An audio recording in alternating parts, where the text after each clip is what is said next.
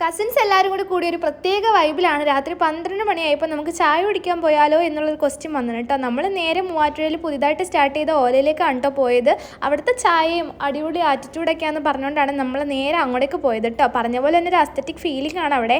പിന്നെ നമ്മുടെ ചായയ്ക്കും കടികൾക്കൊക്കെ നല്ല ടേസ്റ്റ് ഉണ്ടായിരുന്നു കേട്ടോ. പിന്നെ ലൈറ്റിംഗ് അറേഞ്ച്മെൻറ്റ്സും കാര്യങ്ങളൊക്കെ അടിപൊളിയായിരുന്നു.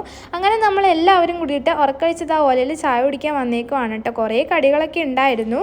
നമ്മുടെ കാടമുട്ട ഫ്രൈ ഒക്കെ ഉണ്ടായിരുന്നു കേട്ടോ. നല്ല ടേസ്റ്റ് ഉണ്ടായിരുന്നു. ഞാൻ നേരെ പോയി മേടിച്ചത് ചിക്കൻ സമൂസയായിരുന്നു കേട്ടോ. ഒന്ന് ടേസ്റ്റ് ചെയ്ത് നോക്കി. ചിക്കൻ സമൂസ എനിക്ക് അത്രയും ഇഷ്ടപ്പെട്ടില്ല. ഞാനത് കുഞ്ഞുമോൾക്ക് കൊടുത്തു.